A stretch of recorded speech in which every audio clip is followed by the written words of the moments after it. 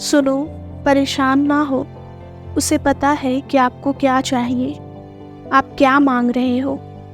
لیکن آپ کو پتہ ہے کہ وہ آپ کو مشکل حالات میں کیوں ڈالتا ہے،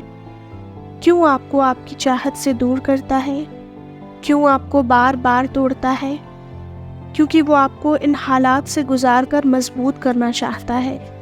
جیسے ایک ماں ہمیشہ چاہتی ہے کہ اس کا بچہ کبھی کمزور نہ پڑے، بلکہ زندگی کی ہر حالات کا ڈٹ کر مقابلہ کرے اور اسٹرانگ بنے۔ وہ سب کچھ بتاتی ہے، سب کچھ سمجھاتی ہے کہ اس کا بچہ کسی میدان میں پیچھے نہ رہے کسی سے۔ تو اللہ پھر 70 ماؤں سے زیادہ محبت کرنے والا ہے، پھر وہ کیسے چاہے گا کہ تم کمزور پڑو، تم ٹوٹ جاؤ، بکھر جاؤ؟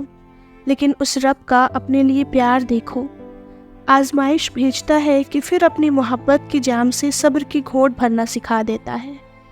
لوگوں سے بے نیاز کر کے اپنے تک پہنچنے کا تمہیں پتہ بتا دیتا ہے، کیونکہ جب ہم ٹوٹتے ہیں تو واپس اللہ کے پاس ہی جاتے ہیں نا، مرہم بھی تو وہی لگاتا ہے نا۔ اس لیے ان سب کے ذریعے وہ آپ کو بتاتا ہے کہ کیسے اس پر یقین رکھ کے تم اپنے لیے معجزے پا سکتے ہو،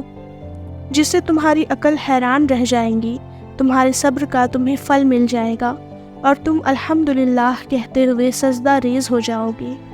تو تمہیں مضبوط رہ کے اور ڈٹ کے مقابلہ کرنا ہے ان حالات سے، اور یاد رکھنا کوئی ہو نہ ہو اللہ ہمیشہ تمہارے ساتھ ہے، اور یاد رکھنا کوئی ہو یا نہ ہو تمہارے ساتھ، اللہ ہمیشہ تمہارے ساتھ ہے۔ اور سنو یہ دنیا کی پریشانیاں، مصیبتیں، یہ سب وقتی ہیں، ایک وقت کے لیے ہیں بس، کچھ بھی مستقبل نہیں ہے، کیونکہ اس دنیا کے لوگ اور اس دنیا کی ہر چیز سب عارضی ہے۔ تمہارے یہ دکھ بھی اپنے وقت پر ختم ہو جائیں گے،